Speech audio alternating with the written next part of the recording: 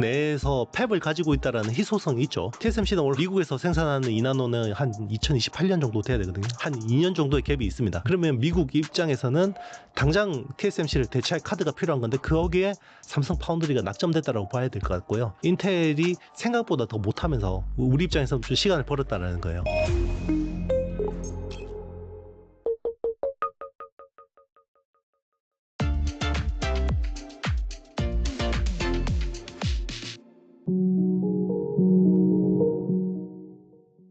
이용수 대표님 모셨습니다. 안녕하세요. 네, 안녕하세요. 네, 대표님도 모시고 우리나라 이제 반도체 플러스 삼성전자 다양한 그런 섹터 이슈에 대해서 알아보도록 하겠습니다.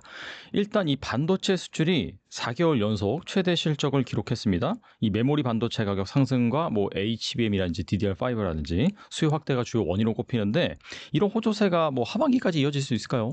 네, 이어지면 좋겠죠. 네, 좋을 것 같은데 아무래도 관세 영향이 있을 것 같아요. 아, 반도체 관세요? 네네. 그러니까 이제 반도체 관세가 있을 거라고 이제 미리 대응을 한 거죠. 아, 그래서 먼저 수를 땡겼다. 네. 그렇죠. 이제 재고를 미리 쌓아놓고 이제 그런 것들이 이제 사실 영향을 미칠 수밖에 없는데, 지금 보면 사실 그 관세가 부과됐는데 인플레도 괜찮고. 다 괜찮은 거 아니냐 이렇게 생각할 수 있는데 처음에는 기업들이 어떻게 대응을 하냐면 비용이 오르면 일단 떠나요. 좀. 네.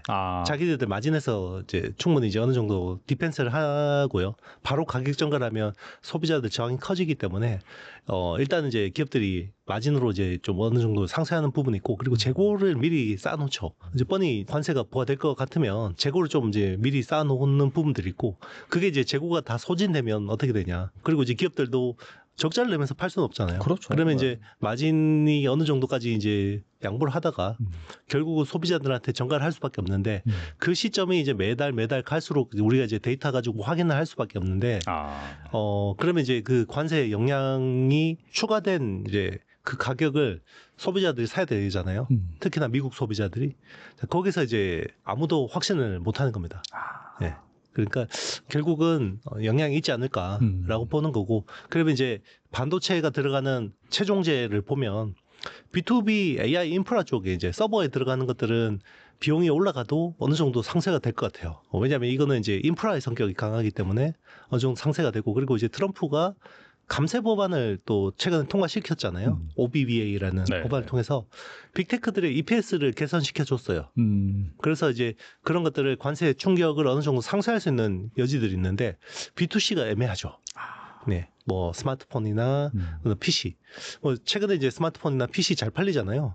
이제 이거는 상당 부분 미리 재고로 땡겨놨는 거 수요라고 이제 봐야 되는 거고. 막상 이게 이제 가격이 20-30% 올랐을 때 실제로 실효 관세율이라고 하면 미국이 이것저것 다 깎아주고 이런 거 치면 한 18%, 20% 정도 되거든요. 자, 이거를 이제 소비자들이 어떻게 받아들일 거냐. 흔쾌히 가격을 내고 살 거냐. 이제 여기에 대해서 많은 의문이 있죠. 반도체 업체들도 다 거기에 대해서는 많은 고민들이 있는 겁니다. 말씀을 들어보니까 비단 이 반도체 이슈뿐만 아니라 전체 이 소비 시장, 컨슈머 시장 자체가 방금 말씀하신 것처럼 지금 당장은 영향을 받지는 않겠지만은 재고가 이제 소진이 되고 사실 이 관세로 인해서 가격이 오른다라고 한다면은 그런 부분이 또 인플레이션 압력 플러스 소비 둔화 이런 걸로 작용을 하면은 하반기 시장이 쉽지만은 않겠다라는 생각이 드네요, 또.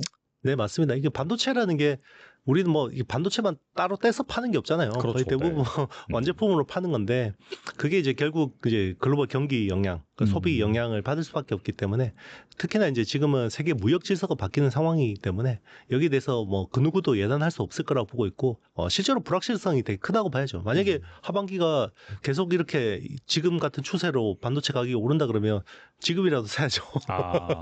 그런데 이제 아무도 그렇게 세게 이야기할 수 없는 상황입니다. 이번에 좀 삼성전자 얘기를 해보자면은 지난번에 나오셔서 이 삼성전자 파운드리의 큰 호재가 있을 것이다라고 말씀을 하셨는데 그 이후에 정말 이 삼성전자가 테슬라와 22조 원 규모의 AI 반도체 계약을 체결을 했습니다. 특히 테슬라의 AI6 반도체 칩을 2나노 공정으로 제작한다라는 것이 핵심인 것 같은데 이 투자 관점에서 어떻게 봐야 되나요? 일단 이제 그 삼성 파운드리가 거의 벼랑 끝에 몰렸다가 이제 절벽에 떨어지기 직전에 이제 일론 머스크가 딱 손잡아준 거죠. 좀 기사회생을 했다라고 볼 수 있나요? 맞습니다. 기사회생을 했다라고 봐야 되는 거고요. 물론 이제 도전 과제는 아직 남아 있습니다. 2나노 공정으로 테슬라의 칩을 안정적으로 생산을 해야 돼요. 그러니까 일로는 수시로 테일러 팹을 방문할 거고요. 그 팹을 해집고 다닐 겁니다. 네, 그래서 이게 안 될 것 같으면 빨리 또 전환을 하겠죠. 그러니까 삼성 파운드리 입장에서는 무조건 이건 성공시켜야 되는 거고요. 여기서 만약에 이거를 못하면 점차 진짜 이제 삼성 파운드리 비즈니스에 대해서 많은 의문을 가질 수밖에 없게 될 것 같습니다. 근데 이제 저는 그래도 잘 될 거다라고 보는 쪽인데요. 결국은 이제 미국 내에서 팹을 가지고 있다라는 희소성이 있죠.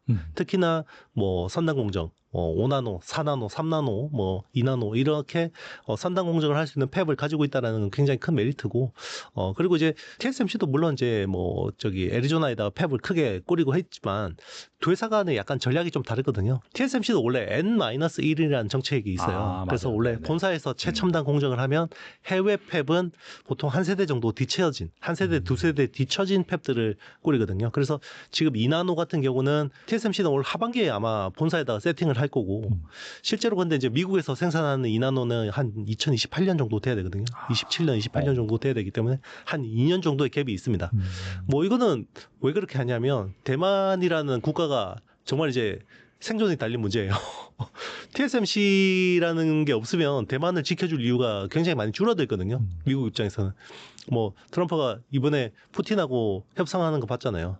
자기한테 도움이 안 되는 카드를 가진 우방국들을 어떻게 대하는지. 네, 정말 이거 푸틴이 원하는 대로 다 들어주고 빨리 협상해라고 지금 종료하고 있는 상황이기 때문에 대만도 이제 그걸 아는 거죠. 그래서 일단 최대한 이제 뭐 좀 버티면서 이제 기술을 좀 점진적으로 옮기려고 할 거고, 삼성 파운드리는 오히려 추격자 입장이기 때문에 거의 뭐 본사하고 그 테일러 팹하고 거의 동일한 수준으로 이제 기술을 세팅을 할 것 같고, 그러면 미국 팹리스 기업들 입장에서는 테일러 팹에 대해서 좀 더 많은 관심을 가질 수밖에 없죠. 왜냐하면 미국 내에서 생산을 해야 되잖아요. 지금 트럼프가 그 원하는 게 그거고 이제 미국 내에서 투자를 해야 되는데 뭔가 이제 반도체 조달이 미국 내에서 돼야지 이 밸류 체인이 구성될 수 있기 때문에 이제 그런 부분에서 좀 지정학적으로 보면 굉장히 수혜를 보고 있다 이렇게 생각합니다. 사실 뭐 트럼프라든지 미국 입장에서는 TSMC 의존도가 너무 큰 것 자체가 상당히 불편한데, 근데 그런 것들을 삼성전자가 좀 해지할 수 있는 좋은 카드다, 뭐 이렇게 인식했다라고 볼 수도 있겠네요. 네, 맞습니다. 그거는 원래 이제 우리가 삼성 파운드리에서 좀 기대했던 부분들이고, 원래 이제 그거는 있던 수혜잖아요. 근데 좀 더 달라진 거는 이제 미국 내에서 생산하는 쪽에서 보면 삼성 파운드리라는 카드가 좀 더 이제 밸류가 생긴 거죠. 왜냐하면 삼성 파운드리가 거의 첨단 공정을 미국에다 올인하고 있기 때문에, 물론 이제 우리 국가적인 차원에서는 좀 아쉬운 부분은 있지만 뭐 지금은 추격하는 입장이기 때문에 불가피한 측면이 있다고 생각합니다. 사실 만약에 그 수혜도 못 받으면은 그냥 자국의 공장을 짓는다라고 해서 해외에서 수요가 발생하는 것도 아니고, 사실 뭐 어쩔 수 없는 선택이라기보다도 어떻게 본다면 지금 상황에서 꼭 해야 되는 선택이라고 볼 수 있겠네요. 그렇죠. 불가피한 선택인 것 같습니다. 물론 뭐 삼성이 예전처럼 뭐 초격차로 1등 기업이다 그러면 뭐 우리도 국가적인 차원에서 뭔가 하나 카드가 필요하다라고 해서 이제 TSMC처럼 할 수도 있겠지만 지금 우리가 뭐 파운드리에서 그럴 상황은 아니거든요. 그렇죠. 네. 그리고 뒤이어서 또 애플의 이미지 센서, 이걸 또 파운드리에서, 삼성 파운드리에서 생산하는 그런 계약을 체결을 했는데, 소니가 거의 독점하다시피 한 이미지 센서 시장을 삼성 파운드리가 수정한 까닭은 또 무엇이라고 볼 수 있을까요? 이것도 이제 사실 어떤 지정학의 어떤 변화에 반사이익을 봤다라고 볼 수 있는데요. 원래 애플 같은 경우는 뭐 트럼프 대통령 1기 때만 해도 사실 뭐 트럼프가 이야기하면 대충 적당히 뭉개고 뭐 로비해서 적당히 잘 넘어갔거든요. 네. 그래서 뭐 되게 잘한다 그때는 이야기했었고, 그리고 실제로 뭐 중국 가서는 미국하고 지금 뭐 사실상 뭐 분쟁을 벌이고 있는데도 뭐 중국에 굉장히 립 서비스를 해주고 막 이랬잖아요. 사실 그러니까 저게 뭐 우리나라 기업이냐 뭐 저기 중국 기업이냐 뭐 박쥐 아니냐 이런 이야기까지 트럼프 지지자들한테 이제 받을 정도로 했었는데, 이 행정부는 완전 달라요. 트럼프라는 사람은 똑같지만 1기 트럼프 행정부 때만 해도 트럼프가 주류 공화당을 장악을 못했고, 그때만 해도 자기가 마이너였고요. 그리고 뭔가를 이제 명령을 하더라도 실무단에서 막 뭉개는 것도 되게 많았었고, 그리고 이제 그 트럼프 어떤 내각에 있는 어떤 그 장관들이나 이런 사람들이 되게 어르신이라고 해서 경험 많고 막, 그러니까 트럼프가 뭘 이야기를 해도 계속해서 뭐 이제 뭔가 딴지를 걸고 뭐 방향을 좀 바꾸려고 하고 이런 분들이 되게 많았는데, 지금 2기 트럼프 행정부 같은 경우는 지난 그 바이든 행정부 그 기간 동안에 철저한 이제 노선 투쟁을 했잖아요. 그 공화당 내에서. 그래서 이제 트럼프가 주류가 됐고, 그리고 이제 강력한 내각을 만들었죠. 지금은 충성파들이 대부분 어떤 장관직을 차지하고 있고, 그리고 이제 지금은 명령을 내리면 뭐 정말 이제 신속하게 하달이 되는 상황이고요. 그리고 이제 그때하고 다른 거는 상하원, 네, 의회를 장악했다는 게 완전히 다르죠. 그렇기 때문에 그때 트럼프 행정부와 지금 트럼프 행정부는 완전히 다른데, 애플이 팀쿡이 특히나 이제 여기에 대해서 굉장히 강과를 했었고, 일기 행정부 때처럼 그냥 적당히 뭐 뭉개고 넘어가려고 했던 것 같아요. 근데 이제 최근에 완전히 그냥 기류가 바뀌었죠. 그 손 덜덜 떨면서 나와가지고 $1,000억 미국 내 투자하겠다. 총 트럼프 임기 동안에 $6,000억 투자하겠다 했잖아요. 근데 애플이 미국 내에서 그 정도 투자하려면 뭔가 기반을 그동안 준비를 했어야 되잖아요. 근데 없잖아요. 그러니까 이제 어쨌든 삼성 파운드리를 좀 이제 활용할 수밖에 없는 거죠. 그래서 삼성 텍사스 공장이 원래 오스틴 팹이 원래 옛날에 뭐 14나노 때 이제 공정을 주로 하던 건데 이제 거기에 이제 시모스 이미지 센서를 카메라 센서를 이제 납품을 받기로 한 거고 그리고 이제 그 사실 소니가 원래 한 10년 동안 독점을 했었는데 그러면 왜 삼성 파운드리로 이원화를 했냐면 이거는 이제 뭐 지정학적 이슈가 있기 전부터 약간 소니 쪽에서 문제가 있었어요. 2022년, 2024년 동안에 간헐적으로 쇼티지가 많이 발생했었거든요. 그러니까 카메라 이미지 센서가 자꾸 이제 쇼티지가 나서 완제품의 출하에 좀 문제가 생기는 이슈들이 있었고, 이거를 이제 원래 한 작년 말부터 이걸 이제 좀 전환을 하려고 했었어요. 근데 이제 그 원래는 좀 더 시간을 두고 진행하려고 했었는데 이게 이제 미국 내 투자 이슈가 좀 걸쳐지면서 좀 빨라진 측면들이 있는 것 같습니다. 여러 가지로 뭐 해서 결국에는 그 시장에 진입을 했다라고 했는데, 이거는 계약 규모가 한 대략적으로 뭐 정확한 알 수는 없지만은 좀 규모가 있는 거라고 볼 수 있는가요? 일단 이제 뭐 소니가 독점하는 그 전체 물량에서 한 20-30% 정도로 이제 보고 있고요. 적지는 않습니다. 그리고 이제 당초 원래 처음에는 이제 이야기했던 게 전면 카메라 있잖아요. 셀피용 카메라 쪽으로 많이 이야기를 했었어요. 근데 이제 셀피 카메라용 CIS는 그 평균 판매 가격이 되게 싸거든요. 그래서 이제 그 금액 규모도 되게 적은데 지금 이제 후면 광각 카메라 쪽으로 지금 가고 있기 때문에 아마 수혜 폭이 우리가 생각하는 것보다는 클 건데 뭐 요거는 이제 또 미국 내 애플의 생산 계획이나 이런 것들하고 또 직결돼 있기 때문에 앞으로 더 커질 수도 있고 좀 굉장히 많은 변수들이 있습니다. 아직까지 뭐 금액으로 추산하기에는 좀 무리가 있습니다. 근데 말씀 듣다 보니까 물론 이제 트럼프가 당근도 주긴 하잖아요. 감세 법안이라든지 그런 빅테크들의 EPS를 올리는 그런 부분이 있는데, 길게 보면은 결국엔 자국에 이렇게 생산 시설을 확충하고 하다 보면 거기에서 또 사실 제조 비용이라든지 그런 게 올라가기 마련인데, 뭐 이런 것들은 좀 지켜봐야겠네요. 뭐가 수혜인지 사실. 맞습니다. 그래서 또 이게 실제로 미국에서 제조 라인이 깔렸을 때 정말 이제 고급 쓰레기가 될 거냐 아니면 진짜 이제 미국에서 첨단 제조업이 부활할 거냐, 이거는 이제 좀 더 지켜봐야 되는데, 적어도 트럼프 임기 내에서는 우리가 피할 수가 없어요. 이거를. 네. 너무 강하게 지금 드라이브를 걸고 있고, 지금 이제 이게 결국 마가라고 하는 트럼프의 어떤 캐치프레이즈잖아요. 그렇기 때문에 지금은 이제 우리가 뭐 이거 손들고 못하겠습니다 이랬다면 큰일 나죠. 네. 앞서서도 이 TSMC보다 어떻게 본다면 삼성전자가 2나노 공정을 미국에서는 또 빨리 도입하는 그런 상황인데, 또 이 가운데 또 재미있는 뉴스가 나온 게 주말에 나온 것 같은데, 미국 정부가 인텔 지분을 인수할 것이다, 이런 기사가 나왔거든요. 그러면서 인텔 주가는 올랐는데 TSMC는 하락했단 말이에요. 이건 뭐 어떻게 해석해야 되나요? 일단 뭐 인텔이라는 기업을 죽일 수는 없어요, 미국 입장에서는. 그런데 이제 인텔을 밀어주려고 해도 얘가 어느 정도 가능성이 있어야지 밀어주는 건데, 이게 밑빠진 독에 물 붓기 같은 느낌이 드는 거죠. 그래서 일단은 좀 뭔가를 구도를 만들려고 하는 것 같아요. 자, 그 구도를 만들려고 하는 거는 결국 그거죠. 뭐 TSMC한테 기술 내놔라.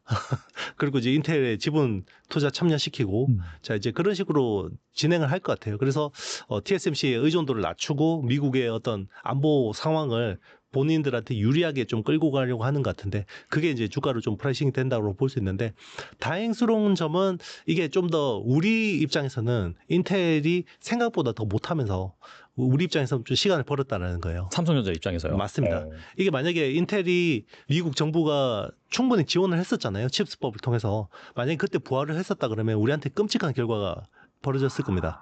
테슬라의 패키지들도 불확실했을 거고요. 그리고 애플의 CIS 수주도 굉장히 어떻게 보면 쉽지 않았을 건데, 인텔이 굉장히 고전하게 되면서 경쟁력이 취약해지면서 이제 중장기적으로 물론 이제 인텔이 부활할 가능성도 있지만 이게 그동안의 어떤 경쟁이 훼손된 어떤 상황이 워낙 크기 때문에 당장은 뭔가 이게 회복하기 쉽지 않거든요. 그러면 미국 입장에서는 당장 TSMC를 대체할 카드가 필요한 건데 거기에 삼성 파운드리가 낙점됐다라고 봐야 될 것 같고요.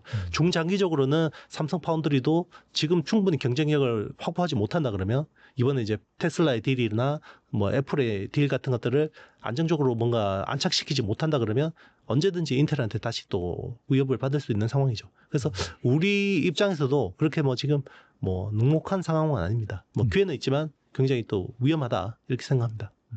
어쨌거나 이제 TSMC 의존도를 줄이는 게 핵심이다 보니까 뭐 당연히 이제 1순위는 인텔이 될 수밖에 없는 거고 자국 기업이니까. 근데 후순위로라도 삼성전자도 어차피 이제 뭐 미국에 햅이 있고 그런 기업이고 하니까 좀 그런 상황에서 선을 타면서 좀 반사이익을 볼 수도 있다. 그렇게 볼 수 있겠네요.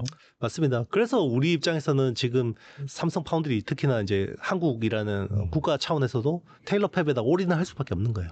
지금 우리가 뭐 자고 우면하고 이럴 상황은 아닙니다. 왜냐하면 단기적으로 우리한테 기회를 주는 거지 중장기적으로는 결국 인텔이라는 카드가 살아있거든요. 그나저나 이제 삼성전자 그 2나노 어떻게 성공 가능성이 있다고 보시는지 궁금하네요. 뭐 일론도 굉장히 많이 검토를 했을 것 같고요. 그래서 어느 정도 가능성이 있다라고 봐야 될 것 같은데 당장 이제 우리가 바로 뭔가 좀 확인할 수 있는 지표는 엑시노스 2600의 성공 여부일 것 같습니다. 물론 이제 모바일 AP고 뭐 테슬라가 생산하는 건 차량 칩이기 때문에 뭐 좀 다르긴 하죠. 뭐 특히나 서버용 칩이기 때문에. 그렇지만 일단 2나노가 안정적으로 생산될 수 있는지 여부는 엑시노스 2600. 그러니까 내년에 갤럭시 S26에 채택되는 엑시노스 2600이 안정적으로 생산되느냐, 저기 생산 수율이 잘 나오느냐, 이거를 정말 주시해서 보고 있을 것 같아요. 그래서 이제 우리가 그거는 몇 달 안에 확인이 되는 거고요. 그게 만약에 안정적으로 된다 그러면 이제 테슬라의 어떤 그 프로젝트도 성공 가능성이 높아지는 거라고 봐야겠죠. 그게 이제 안정적으로 생산돼가지고 또 막상 이제 시장이 출하돼서 문제없이 잘 구동이 된다라고 하면은 그때 뭐 주가가 또 날아갈 수도 있겠네요, 진짜. 네, 그런 부분에서는 또 추가 모멘텀이 있을 수 있다고 보고 있고요. 그래서 저는 이제 삼성전자의 주가 모멘텀은 뭐 계속해서 메모리나 HBM보다는 파운드리 쪽에 좀 보는 게 낫다라고 이제 계속해서 말씀드렸었고 그 뷰는 유효합니다. 물론 이제 지금은 파운드리 쪽은 어느 정도 이제 재료가 나왔고 이제 HBM이라는 재료가 아직까지 또 살아있기 때문에 뭐 좀 이제 상황이 달라질 수도 있지만 가시성이라는 측면에서 보면 저는 삼성 파운드리 쪽이 좀 더 가시성이 있다 이렇게 생각합니다.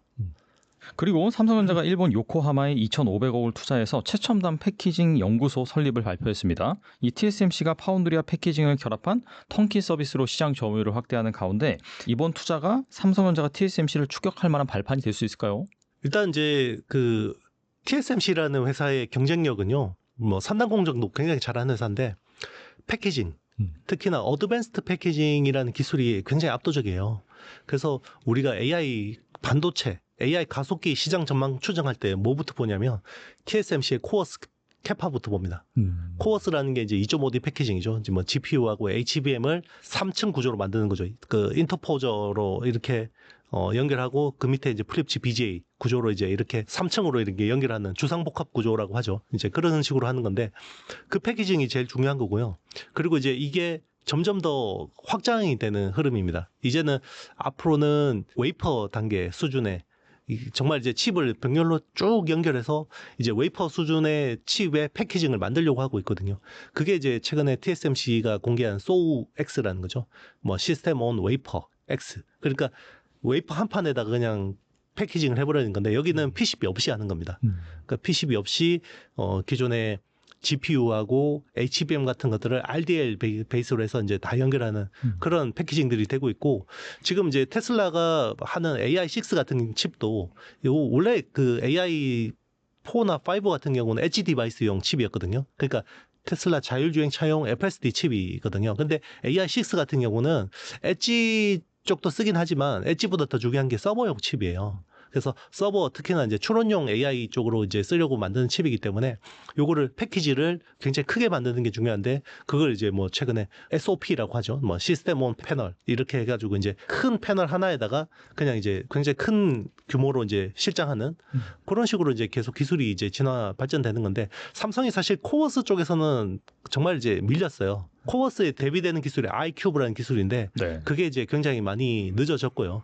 지금은 이제 거의 뭐 웨이퍼, 패널 단계의 어떤 패키징을 하려고 하는 기술들이 굉장히 활발해지고 있는데 이제 여기서는 삼성이 좀 더 이제 뭐 속도를 내서 조금 이제 추계를 한다 그러면 완전히 양상이 조금 이제 달라질 수 있겠죠. 특히나 빅테크들 자체 설계 칩들을 그런 식으로 큰 패키지로 만들고 싶어 할 거거든요. 그런 쪽에서 많은 관심을 가지고 있을 거라고 봅니다. 그래서 최근에 테일러팹에 원래 투자했던 것보다 플러스 알파로 10조 원 규모를 더 추가 투자하기로 했거든요. 그런 이야기가 나오고 있는데 네. 그거 대부분 패키징 쪽으로 들어갈 거예요. 그래서 그 패키징 쪽으로 아마 SOP나 뭐 iCube나 이런 쪽으로 이제 투자가 될 거라고 보고 있습니다.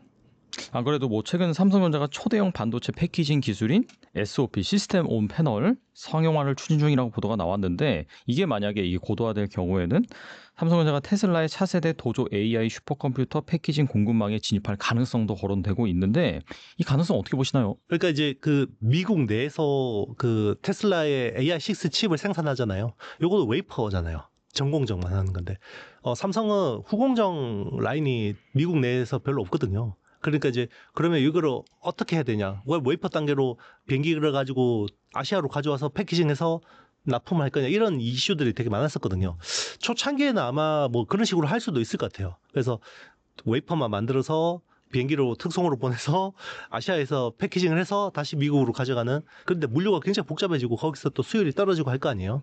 이제 그래서 이제 미국 내에서 이제 그런 것들을 해야 되는데 일단은 지금 테슬라 차원에서 검토하는 거는 전공장은 AI6 웨이퍼는 테일러에다가 맡기고 삼성 파운드리한테 맡기고 후공정을 인텔에다 맡기는 걸 좀 생각하는 것 같아요. 그래서 인텔이 의외로 패키징 기술이 좋거든요. 그래서 뭐 EMIB라고 해서 이제 실리콘 브릿지를 활용해서 뭐 하는 그런 이제 패키징 기술을 좀 제안을 한 걸로 아는데 삼성도 근데 이제 결국 부가가치를 높이려면 일괄 라인을 꼬리는 게 되게 중요하잖아요. 그래서 웨이퍼 생산부터 패키지까지 직접 하려고 하는데 거기서 제안한 게 이제 SOP 같은 기술들인 거죠. 왜냐하면 AI6 칩을 한 512개를 병렬로 연결해서 칩투칩 커뮤니케이션을 해야 돼요. 그러면 한 개의 큰 패키지에다가 이걸 오밀조밀하게 넣으면 훨씬 더 이게 좋아지거든요. 우리가 엔비디아 칩을 쓰는 이유가 뭐 쿠다라는 어떤 개발 플랫폼도 있지만 칩 투 칩 커뮤니케이션, 서버 투 서버 커뮤니케이션에서 굉장히 속도가 빠르잖아요. 그래서 칩 투 칩 커뮤니케이션에서 속도를 굉장히 높일 수 있다. 웨이퍼 수준이나 아니면 패널 수준에서 이 패키징을 하면 그런 이점들이 있기 때문에 이제 그런 것들을 더 발전시켜야 되는 거죠. 이번에는 좀 HBM 얘기를 해보자면은 최근 삼성전자가 엔비디아의 HBM3E 12단 메모리 3만 개에서 5만 개 공급을 확정했다라는 보도가 나왔거든요. 어떻게 본다면 뭐 작년부터 계속해서 염원해왔던 그런 부분이 현실화된 것 같은데 투자 관점에서 어떤 의미가 있을까요? 일단 뭐 좀 더 확인을 해봐야 돼요. 이게 사실 저도 2년 동안 이게 거의 뭐 이번에 됐다 뭐 이렇게 이제 이야기를 듣다가 안 된 경우가 너무 많아서 이번에도 굉장히 조심스럽긴 합니다만은 작년보다는 굉장히 가능성이 높은 것도 사실인 것 같아요. 지금 보면. 그래서 이제 일단은 그런 부분에서 엔비디아 밸류 체인에 진입했다라는 거는 굉장히 큰 의미가 있다라고 볼 수 있고요. 그리고 이제 그동안 삼성전자가 메모리 쪽에서 기술이 꽉 막혀 있었던 게 결국 그거잖아요. 두 가지였죠. 원C D램에서 설계 쪽에서 결함이 있었던 거. 그리고 이제 엔비디아의 퀄 테스트 통과를 못한 거는 결국 HBM의 어떤 품질 경쟁력에 대해서 많은 의문을 줬던 거잖아요. 이제 거기에 대해서 좀 이제 해소될 수 있는 계기가 마련됐다 생각하는 거죠. 그리고 최근 SK하이닉스와 엔비디아 간 HBM4 공급 협상이 진행 중인 것으로 알고 있는데 이전 세대 대비 최대 한 60%에서 70% 인상한 $500 수준으로 뭐 제한이 됐다라는 보도가 나왔습니다. 실제로 이러한 가격이 성사될 가능성 어떻게 보시나요? $500대 후반 혹은 $600대 초반까지 보고 있는 것 같아요. HBM4. 높아졌네요. 네, 그 정도 이제 저는 보고 있는데, 근데 이제 기존의 HBM3 12단 대비해서 60% 오른 가격이냐, 그거는 좀 논란이 있는 것 같습니다. 그러니까 그거는 내년에 HBM3 12단 가격 대비해서 그렇게 추정을 한 것 같고요. 그러니까 올해 HBM3 대비해서 내년에는 가격이 한 30% 깎이거든요. 그러니까 그 깎인 가격하고 HBM4를 비교한 것 같아요. 그러니까 올해 메인 칩인 HBM3 12단하고 내년에 HBM4를 비교하는 게 맞거든요. 그래서 약간 비교가 조금 잘못돼서 굉장히 많이 인상된 것처럼 보이는 것 같거든요. 그래서 실제로는 한 20-30% 수준의 인상폭이지 않을까 저는 생각하고 있고, 원래는 작년 이맘때쯤이면 완판됐다. 재작년에도 뭐 이 정도쯤 되면 한 6월쯤 되면 이미 완판됐다 이런 이야기가 막 나오잖아요. 근데 아직까지 안 나오고 있죠.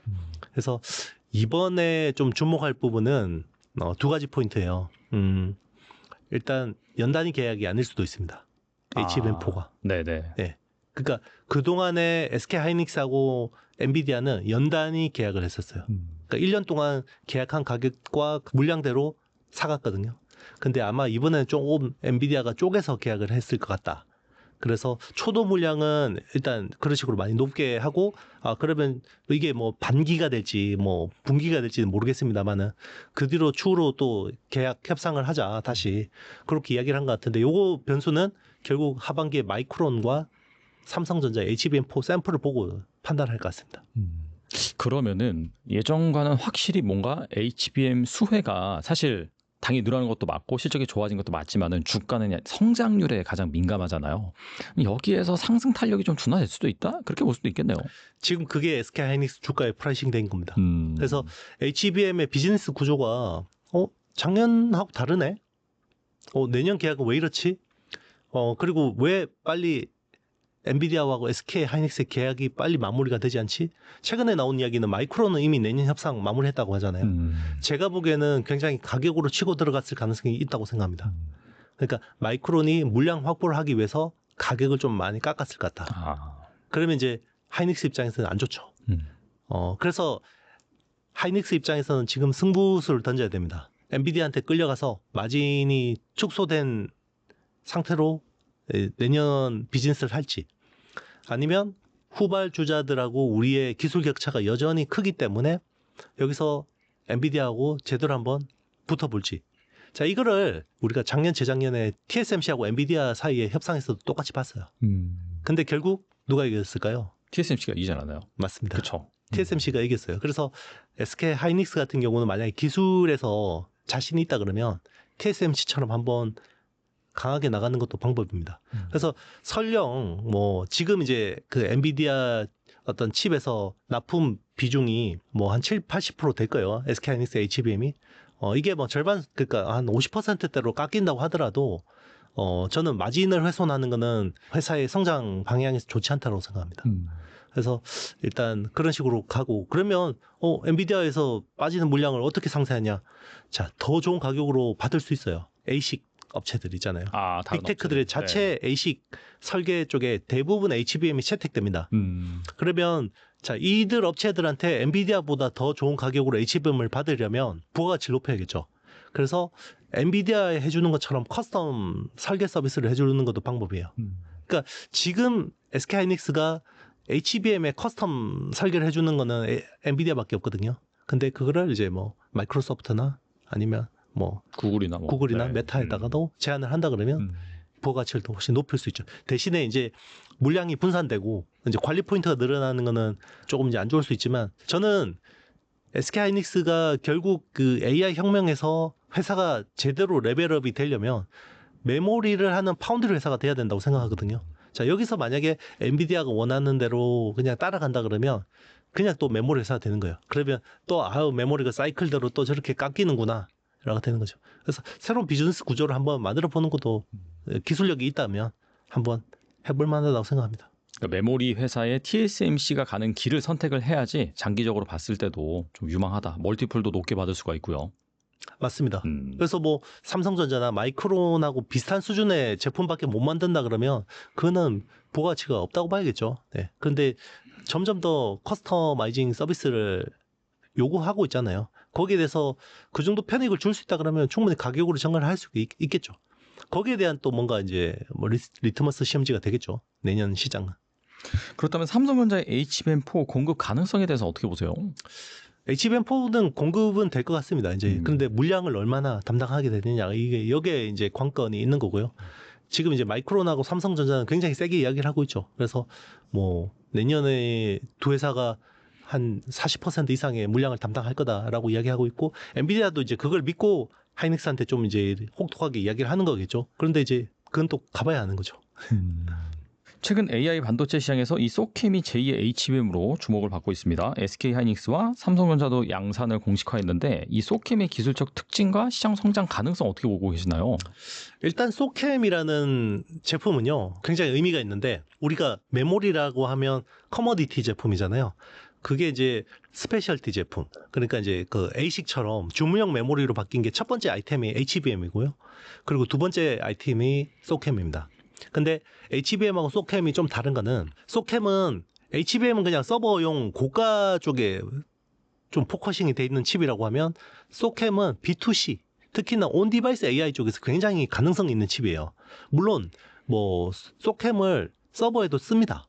어디에 쓰냐면 CPU 주변에다 써요. 그러니까 우리가 AI 서버를 꾸릴 때는 사실 GPU가 더 중요하잖아요. CPU보다는. 그러면 기존의 CPU는 어떤 메모리를 썼냐면 그냥 범용 메모리를 썼어요.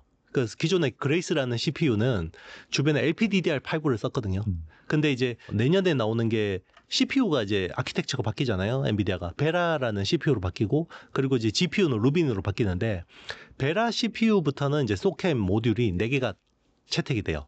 근데 이제 요거는 칩을 수직으로 연결해서 밴드위스를 높이는 거는 HBM하고 비슷한데 좀 안으로 들어가 보면 완전히 다릅니다. 왜냐면 HBM은 TSV를 기반으로 칩에다 구멍을 뚫고 고리를 채우고 연결하는 그 기반으로 하는 건데 소캠은 칩을 수직으로 쌓아서 연결하는 건 똑같은데 기존의 와이어 본딩, 그러니까 레거시 공정을 써요. 그래서 아마 좀 커스텀 메모리지만 싸게, 그러니까 약간 뭐 마일드 HBM이다 이런 식으로 뭐 이야기하기도 하고요. 그래서 밴드위스는 되게 높습니다. 그래서 뭐 밴드위스는 700 뭐 인풋 아웃풋으로 봤을 때는 뭐 한 712개 그 정도 되고요. 지금 HBM은 1024개 인풋 아웃풋 수에서 이제 2048개로 넘어가는 상황이거든요. 그래서 뭐 그 정도 차이가 나긴 하지만 가격적인 측면에서는 소캠이 훨씬 싸다라고 볼 수 있고 또 하나 다른 점은 소캠이라고 하는 그 메모리 설계 그 어떤 표준이요. 보통 메모리 반도체라는 거는 설계 표준을 글로벌 제덱이라는 데서 만들어요. 제덱이라는 데서 뭐 DDR4, DDR5, 뭐 LPDDR5 이런 식으로 설계를 만들면 거기에 맞게 이제 그 설계 가지고 공정으로 만드는 거거든요. 근데 소캠이라고 하는 이 설계 표준을 엔비디아라는 개별 회사가 만든 거예요. 그래서 이건 제덱하고는 별개입니다. 네. 그래서 이제는 개별 회사가 제안해서 설계를 한 메모리가 만들어지는 시대가 이제 열릴 수 있다라는 거를 소캠을 통해서 알 수 있는 거죠. 그렇다면은 이 분야에서 좀 경쟁력을 우리나라 반도체 업체들은 가지고 있는지 어떻게 보세요? 우리나라 잘할 수 있어요. 왜냐하면 이게 HBM보다 좀 싸게 만드는 기술들이 되게 많이 필요하거든요. 그보다 더 하이 퀄리티 기술은 아니다. 맞습니다. 네. 그러니까 HBM을 좀 싸게 만들어야 돼요. 여기 필요한 것들이 뭐 칩하고 칩을 연결하고 그리고 이제 밴드위스를 높이고 수직으로 쌓고 이런 부분들이잖아요. 그래서 우리가 잘할 수 있는데 이제 가성비 있게 만들어야 되죠. 그리고 이제 소캠이라는 메모리가 1세대 제품이 지금은 이제 엔비디아의 개인용 슈퍼컴퓨터에 채택이 됐거든요. 근데 1세대 칩은 마이크론이 대부분 납품을 하고요. 아마 2세대부터 삼성전자나 하이닉스가 메인으로 납품하게 될 것 같은데 사실 본 게임이 2세대 혹은 3세대부터 될 거라고 보고 있어요. 그때부터 좀 기술 제조 난이도가 많이 올라가지 않을까 저는 추정합니다. 이거는 뭐 최첨단 AI 반도체 채택되는 게 아니라 약간 좀 그보다 하위 모델 이런 데 들어가는 건가요? 그러니까 이제 우리 온디바이스 AI라고 하는 뭐 AI PC나 AI 네네. 스마트폰이나 아니면 이제 휴머노이드 로봇이나 뭐 이게 나중에 자율주행차도 채택이 될 수도 있겠죠. 그러니까 그쵸, 어차피 디바이스 자체에서 빠르게 연산할 때 메모리 밴드위스가 필요하니까 필요한데 HBM 뭐 너무 비싸니까 그거보다 좀 싸게 만든 범용화는 아니지만 좀 이제 대중화 메모리라고 볼 수 있겠죠. 어떤 시장 규모는 더 클 수도 있겠네요. 그러면 앞으로는 더 커질 수도 있습니다. 근데 이제 결국은 온 디바이스 AI, 에이전틱 AI가 어떻게 되는지에 이제 달려 있다고 봐야겠죠.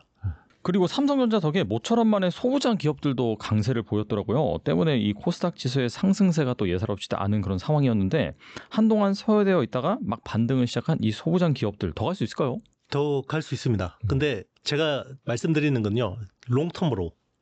저는 이제 국내 반도체 소부장은 연말쯤에 봐야 된다고 생각하거든요.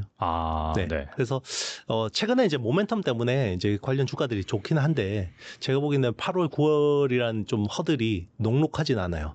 네. 그래서 요때가 약간 선언만 있고 디테일이 없는 시점. 그러니까 이제 처음에는 22조 8천억 투자한대. 그러면 이제 뭐 많이 들어야겠구나라고 하지만 실제로 이제 발주가 수주가 나오거나 이 숫자로 찍히는 데는 좀 시간이 필요하단 말이에요. 그래서 연말이 되면 특히나 삼성전자나 하이닉스 같은 기업들은 내년 계획을 세우잖아요. 거기에 대해서 투자 계획을 세우죠. 그래서 이제 내년에 대한 캐펙스가 나옵니다. 그러면 이제 거기에 대해서 이제 소부장주들이 따라가는 측면들이 있는데 뭐 빠르면 10월 뭐 하반기 좀 늦어도 11월에는 주가를 좀 충분히 랠리를 할 수 있어요. 그래서 뭐 지금 삼성 파운드리나 HBM 관련주, 뭐 소캠 관련주들을 열심히 공부를 해놓고 9월에 사는 것도 방법입니다. 9월에 좀 조정받을 때. 그러면 이제 연말에는 좀 따뜻하게 보낼 수 있죠. 그럼 8, 9월이 약간 좀 노이즈가 있을 것이다라고 하셨는데 그거는 섹터 관점이세요? 아니면은 그 매크로 관점에서 이렇게 보시는 거예요? 매크로 때문에 이제 섹터가 주목을 못 받게 되겠죠. 네. 그러니까 이게 매크로 상황이 좋을 때는 한 요만한 재료 가지고도 막 붐업이 되는데 매크로 상황이 안 좋을 때는 아무리 좋은 재료가 나와도 단발성이거든요. 그런 차이 같습니다. 그렇다면 어떤 밸류 체인을 주목하면 좋을까요? 일단 이제 삼성 파운드리 관련된 밸류 체인들을 최우선적으로 보는 게 좋을 것 같고요. 그리고 이제 패키징이나 이런 쪽에 이제 투자 뭐 그런 아이들을 보는 게 좋을 것 같은데 일단 이제 삼성 파운드리 쪽으로 이제 밸류 체인 그러면 당장 직접적으로 수혜를 보는 건 오사드 업체들. 그래서 이제 뭐 두산 테스나나 뭐 하나 마이크론. 특히나 두산 테스나는 삼성 파운드리 매출 비중이 절대적이거든요. 그렇기 때문에 이제 아마 삼성 파운드리의 거의 프록시 중소형주는 두산 테스나라고 봐야 될 것 같고요. 뭐 하나 마이크론은 약간 뭐 분할 이슈도 있고 노이즈가 있었는데 최근에 좀 철회가 됐기 때문에 조금 이제 좋아질 수 있다고 보고 있고 그리고 이제 디자인 하우스나 IP 관련된 기업들 있잖아요. 가온칩스, 뭐 AD 테크놀로지 그리고 이제 뭐 에이직랜드, 칩셋 미디어 뭐 이런 회사들도 좀 관심을 가질 만하죠. 전반적으로 일단 패키징 회사, 후공정 쪽에 좀 주목을 하되 방금 네. 말씀하신 뭐 디자인 하우스도 같이 봐야 된다 그렇게 볼 수가 있겠네요. 네, 맞습니다. 일단 삼성 파운드리 쪽으로 이제 뭔가 테슬라가 이제 테이프를 끊어줬잖아요. 그래서 그동안 파운드리라는 거는 사실 신뢰의 비즈니스거든요. 근데 신뢰가 훼손됐었고 그게 지난 2년 동안 고생한 이유인데 그 신뢰를 뭔가 회복할 수 있는 계기를 마련했기 때문에 지금 TSMC 팹은 계속해서 가득 차 있단 말이에요. 그리고 이제 순번표도 너무 길고 작은 물량 가지고는 좀 맡기기도 쉽지 않고 이제 그런 선단 공정이 필요하지만 뭐 프로젝트 규모가 크진 않은 그런 쪽에서는 삼성 파운드리를 이제 찾아올 수 있고 그러면 이제 디자인 하우스나 IP 쪽에서 이제 뭔가 좀 이제 활발해질 수 있다고 볼 수 있고요. 그리고 이제 미국 내에다가 삼성 파운드리 쪽에서 투자하는 10종 규모의 패키징 이쪽은 대부분 어드밴스드 패키징 쪽일 거예요. 뭐 그런 쪽은 뭐 국내에서 우리 어드밴스드 패키징 이야기하면 항상 나오는 회사가 한미반도체, 이오테크닉스, 제반 장비를 하는 PSK 홀딩스 뭐 이런 회사들은 뭐 관심 가져볼 만한 것 같습니다. 그리고 미국 반도체 기업 인텔이 이 경영난으로 대규모 구조조정을 단행하면서 유리기판 연구 개발 중단과 사업 철수를 검토 중이다라는 보도가 나왔거든요. 만약에 인텔이 이 유리기판 사업을 접으면은 우리나라 기업 뭐 SKC라든지 삼성전자, LG 이노텍 이런 국내 기업들이 반사이익을 볼 수 있다라는 얘기가 나오는데 어떻게 보고 계신가요? 네, 반사이익을 볼 수 있을 것 같아요. 그러니까 인텔이 사실 2023년에 유리기판이라는 거를 가지고 나서 시장의 관심을 확 끌었고 사실 이쪽으로 불을 지핀 거거든요. 그래서 인텔이 한다고 하니까 AMD도 한다고 그러고 뭐 최근에는 이제 엔비디아까지 막 TSMC하고 같이 이야기를 많이 했었는데 일단 인텔이 원래는 자체 라인을 꾸리려고 했어요. 그러니까 이제 자기네들을 칩에다가 패키징 할 때 쓰려고 하는 건데 자체 그 유리기판 라인을 구축하려고 했었거든요. 그러니까 내재화 라인이죠.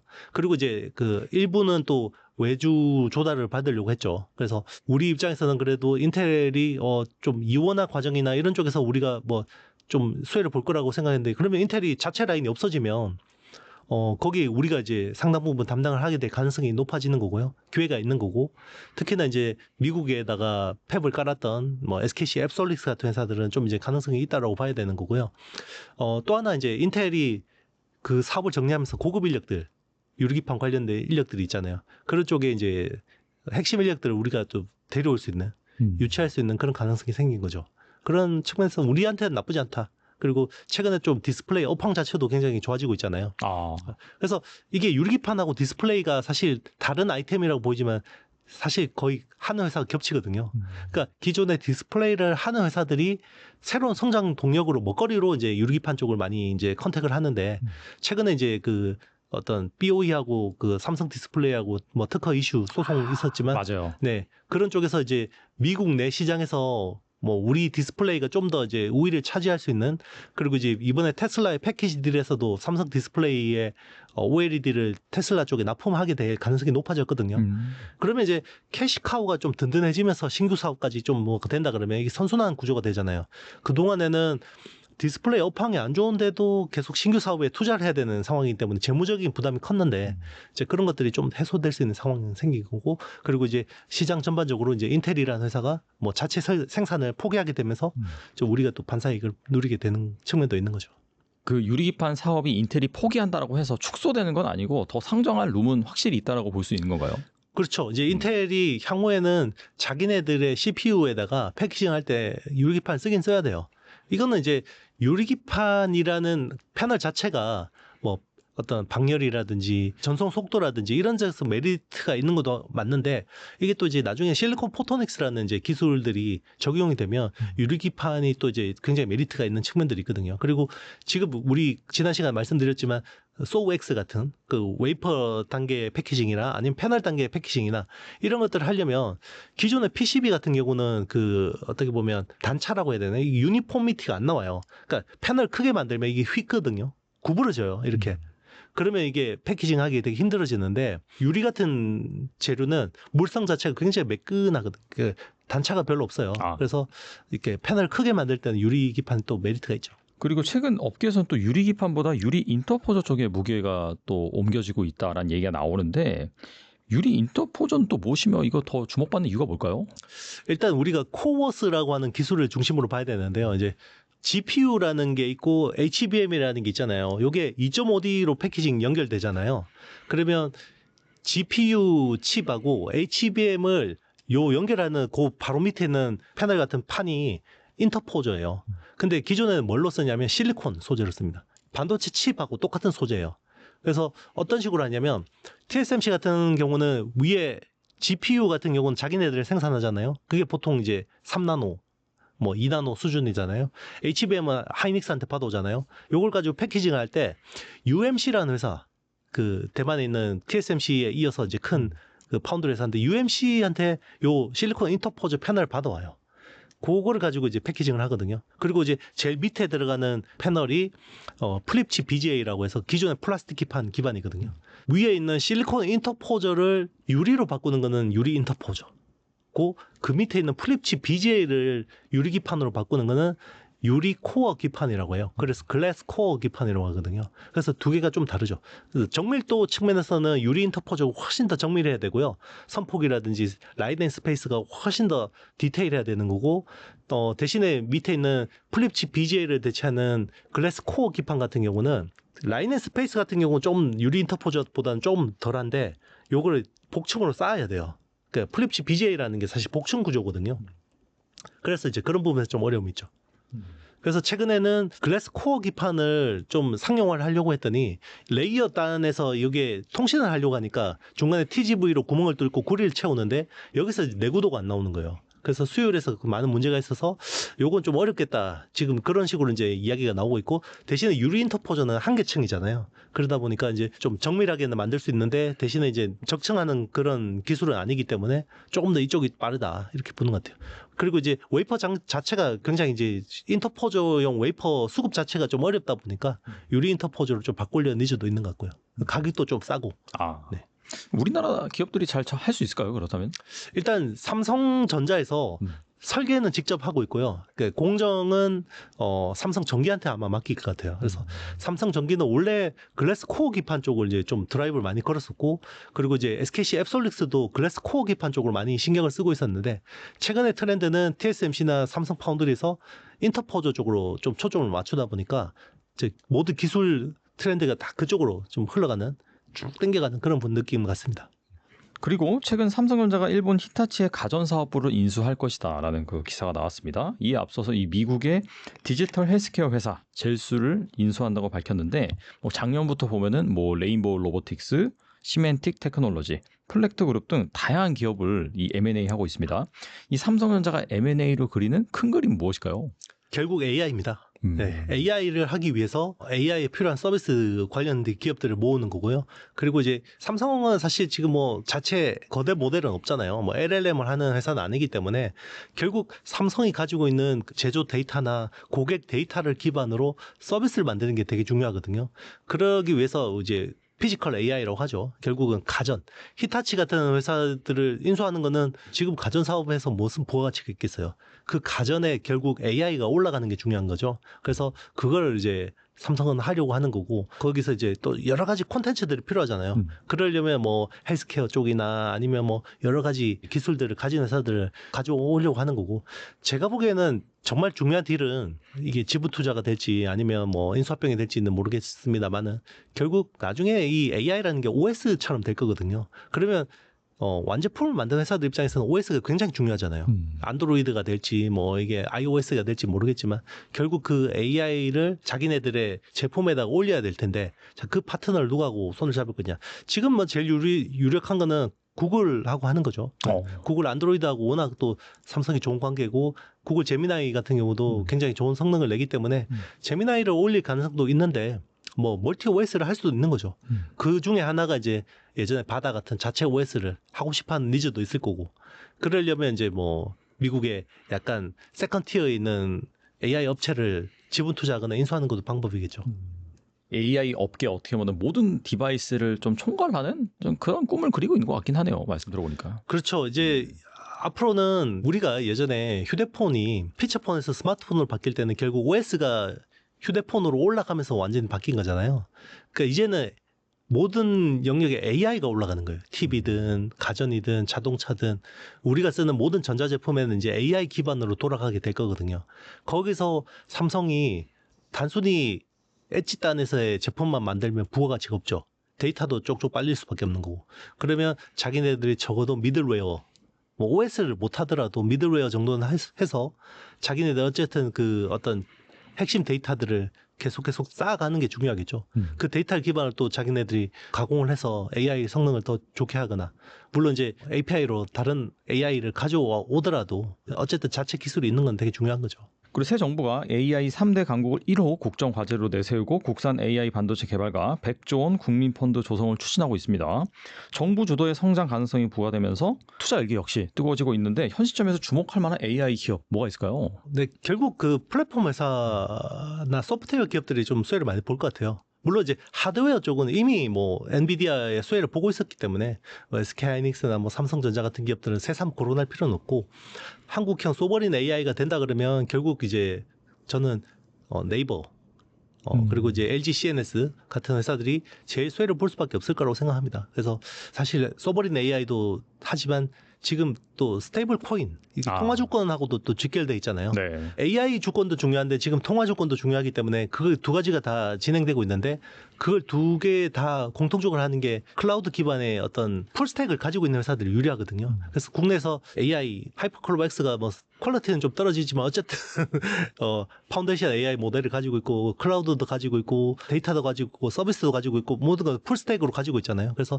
네이버가 좀 이제 이번 정부에서 좀 수혜를 볼 수 있을 거라고 생각하고 있고, 그리고 이제 초거대 언어 모델에서는 사실 하이퍼클로버 X보다 일견 더 뛰어나다고 생각하는 게 LG X4원이거든요. LG AI 연구원에서 만든 거. 그러니까 거기서는 이제 비즈니스를 한다 그러면 LG CNS가 좀 이제 수혜를 볼 수 있을 것 같고, 그리고 이제 공공 데이터를 또 이제 활용할 수 있게 많이 열어줄 거 아니에요. 기존에 이제 정부나 뭐 어떤 유관기관에서 가지고 있는 것들을 데이터를 쓸 수 있게 할 건데, 거기서 이제 좋은 데이터를 가지고 있는 게 이제 한글 컴퓨터. 우리나라는 이제 정권 그 예전부터 전자정부나 이런 것들을 아래 한글 기반으로 많이 했기 때문에 네. 뭐 한글과 컴퓨터, 그리고 이제 금융 데이터 쪽에서는 쿠콘 같은 회사들, 뭐 이런 회사들을 좀 수혜를 볼 수 있을 것 같고, 그리고 이제 소버린 AI를 또 하게 되면 엔비디아 칩을 기반으로 만들 거예요. 그렇지만 우리 기업들의 참여를 많이 좀 요구를 하겠죠. 그러면 이제 한국형 AI 가속기, AI 반도체를 하는 이제 그런 회사들도 유력한데, 지금은 이제 필요로서 AI나 리벨리온 같은 회사들이 좀 수혜를 볼 수 있죠. 근데 두 회사 다 비상장이잖아요.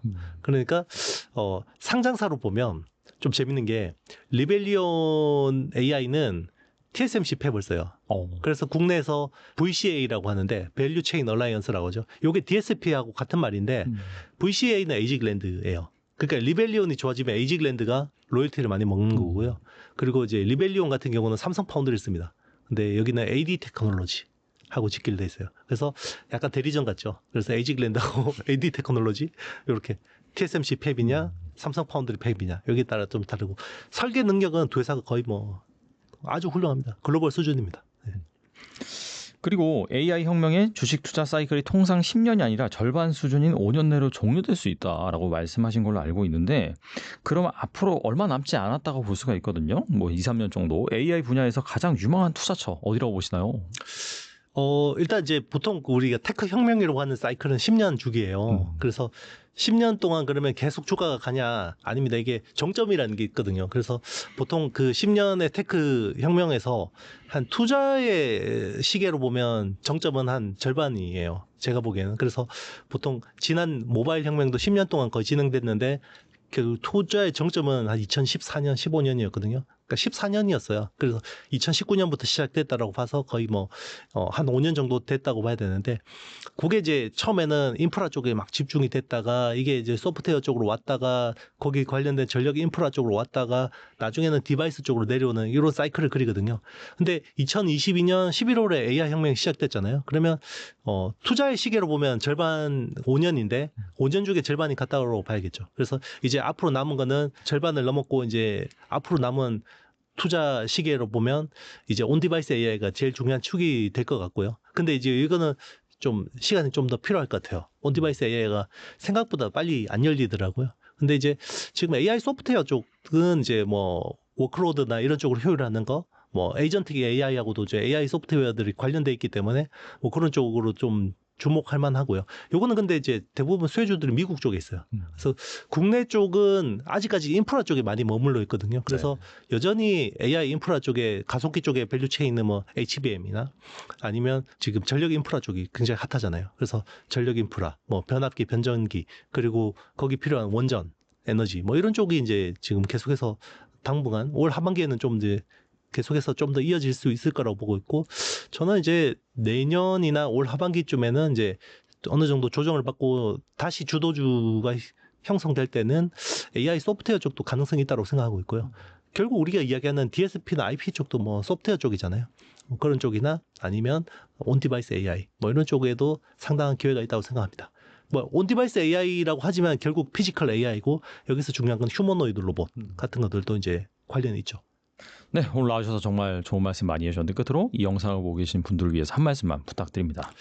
네, 일단 뭐 제가 보는 시장 뷰는 일단 3분기는 저는 좀 이제 되게 좀 생각보다 안 좋을 거라고 봤거든요. 그래서 일단은 3분기, 하반기 좀 이제 녹록지는 않습니다. 근데 제가 원래 여기 이제 계속 출연드려서 말씀드린 거는 이제 그 반도체 사이클이 그 AI 사이클이 올 하반기 그러니까 내년에 캐펙스 컷이 올 가능성을 대비해서 이제 하반기에 좀 이제 인프라 사이클이 어느 정도 이제 덜컹거릴 수 있다고 생각했는데 제 전망을 조금 바꿔야 될 것 같아요. 그러니까 이게 캐펙스 컷이 내년 상반기에 올 가능성은 낮아졌습니다.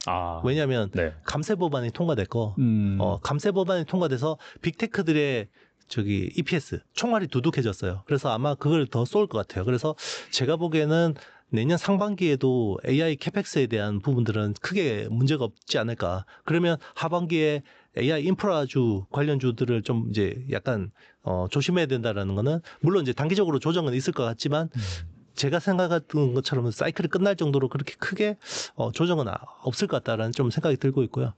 그래서 일단 이번에는 이번 조정을 활용해서 좀 이제 그동안 주도주들을 못 담았다 그러면 좀 용기를 내서 조정받을 때 좀 기존 주도주들을 좀 다시 한 번 더 확보를 한다 그러면 적어도 내년 상반기까지는 좀 이제 수익의 기회가 있을지 않을까 생각하고, 그리고 이제 주도주가 좀 바뀔 경우를 대비해서 뭐 AI 소프트웨어나 뭐 온디바이스 AI 이런 쪽을 좀 주목하면 좋은데 디테일한 내용은 제 책에 AI 텐베거 투자 책을 좀 활용해 보시면 좀 도움이 될 것 같습니다.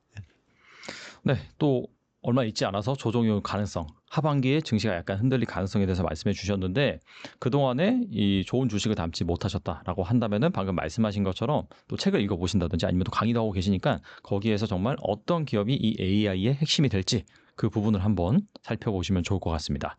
지금까지 이영수 대표님 나와주셔서 감사합니다. 네, 감사합니다.